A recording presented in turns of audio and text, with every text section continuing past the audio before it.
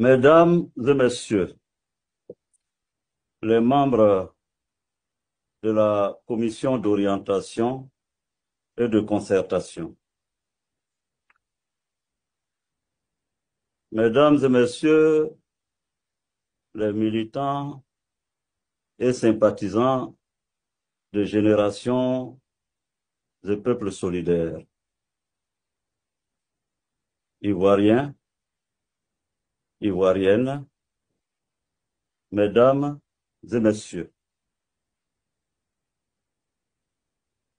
aujourd'hui, au moment de prendre la parole pour m'adresser à cette instance de notre mouvement,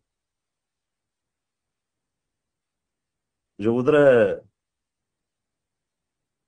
vous dire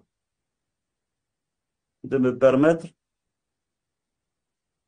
ces premiers mots en ce jour qui se veut crucial.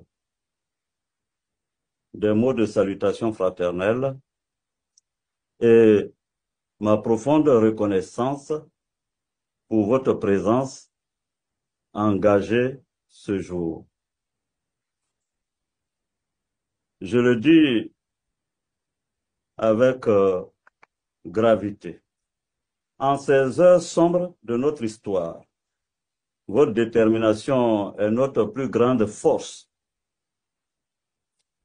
Nous sommes réunis ce mercredi, 30 avril 2025, à un tournant décisif de notre destin collectif. Ce moment engage non seulement notre mouvement, Génération des peuples solidaires, GPS, mais toute la démocratie ivoirienne. La situation nationale est gravissime. Je n'ai pas besoin d'insister. Par une dérive autoritaire, assumée d'ailleurs, 4 grandes figures de l'opposition politique ivoirienne, représentant près des 3/4 de l'électorat national de notre pays, ont été arbitrairement radiés des listes électorales. Il s'agit du président Laurent Gbagbo, de M. Charles Blé Goudé, de M. Tidjane Thiam et de moi-même. Mesdames et messieurs, peut-on réellement encore parler d'élections dans un pays où l'on choisit ses adversaires comme on choisit des figurants? Je le dis solennellement ici. Je n'accepterai jamais cette exclusion, pas tant que je vivrai. Ce régime a choisi l'injustice comme méthode, l'arbitraire comme politique, la peur comme stratégie. Nous avons choisi la résistance, la dignité et la fidélité au peuple. Depuis les combats héroïques de nos aînés pour la liberté, jamais le peuple ivoirien n'a plié devant l'injustice. Héritier de leur courage et de leur dignité, il ne saurait être question pour nous de reculer aujourd'hui devant l'arbitraire. Oui, mesdames et messieurs, c'est une honte immense, une blessure profonde de constater que celui pour qui nous avons donné les plus belles années de notre vie, pour qu'il ne soit pas exclu du débat politique et des élections, est aujourd'hui le promoteur acharné de l'exclusion politique. Chers compatriotes, il fallait que je sois encore en vie pour voir cela de mes propres yeux. Car si j'étais tombé au front, comme tant d'autres qui ont sacrifié leur jeunesse, leur avenir, leur liberté pour la Côte d'Ivoire, je me serais assurément retourné dans ma tombe. Désormais, le temps qu'il me reste à vivre sur la terre des hommes, je le consacrerai à combattre l'exclusion avec chaque parcelle de force que Dieu m'a donnée.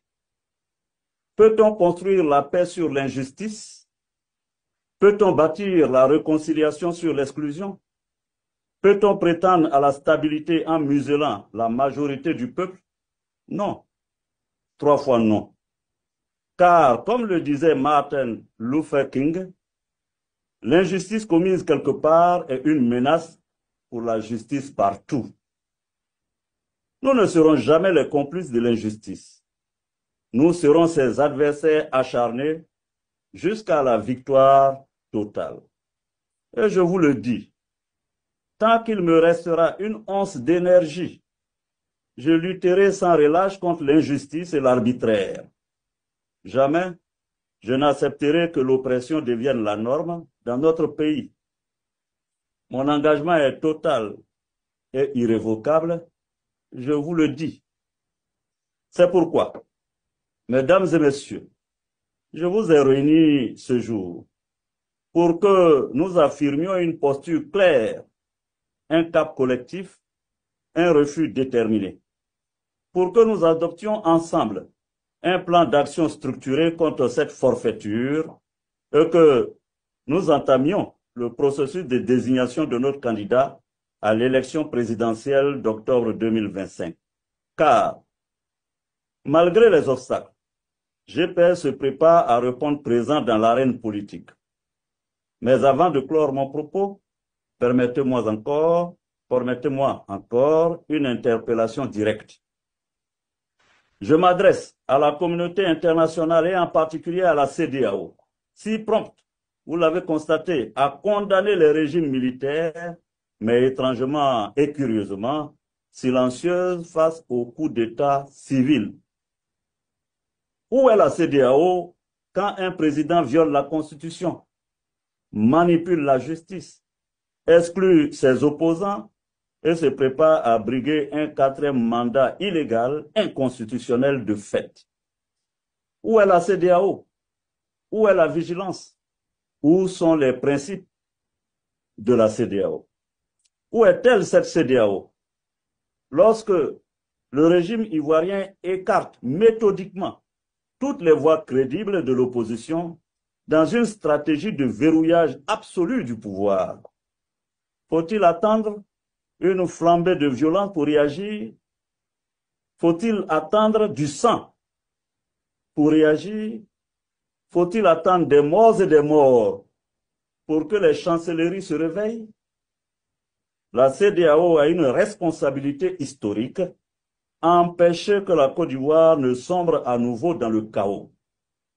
Elle ne peut continuer à fermer les yeux sur les dérives de celui qui est aujourd'hui le prototype même du coup d'État institutionnel permanent.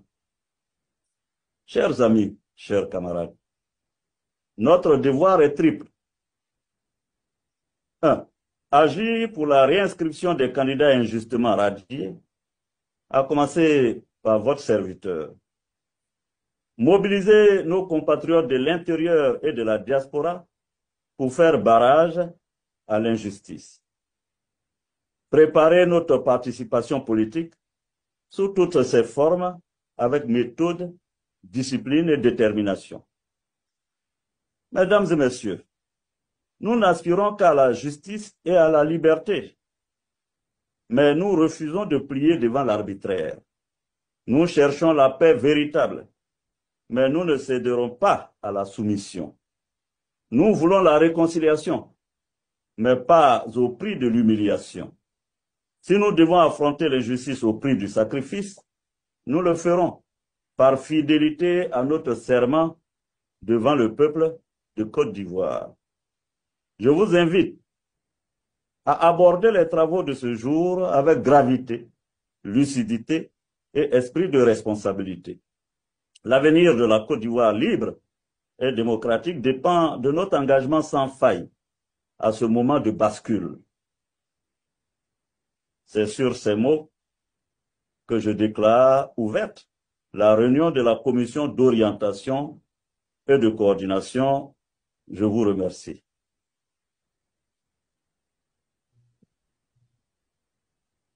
Merci, Monsieur le Président, pour